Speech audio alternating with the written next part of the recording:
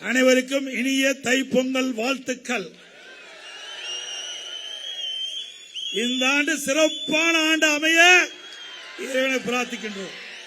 இன்றைக்கு தை பிறந்தால் வழி பிறக்கும் என்ற நம்பிக்கையோடு தமிழர் திருநாளாம் தைப்பொங்கல் திருநாளை தமிழ் மக்கள் அத்தனை பேரும் உலகெங்கும் இருக்கின்ற தமிழர்கள் உற்சாகமாக கொண்டாடிட்டு இருக்கிறோம்.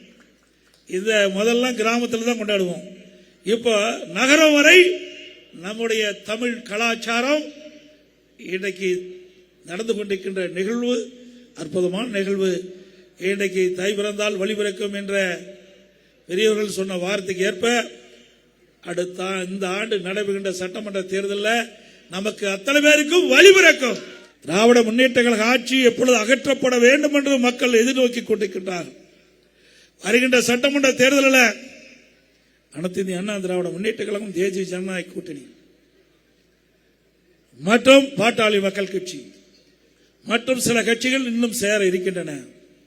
நம்முடைய கூட்டணி பலம் பொருந்திய கூட்டணி, வெற்றி கூட்டணி. நிச்சயமாக வருகின்ற சட்டமன்ற பொது தேர்தலிலே நம்முடைய கூட்டணி வேட்பாளர்கள் அதிக இடங்களிலே வென்று அதிமுக ஆட்சி அமைக்கும்.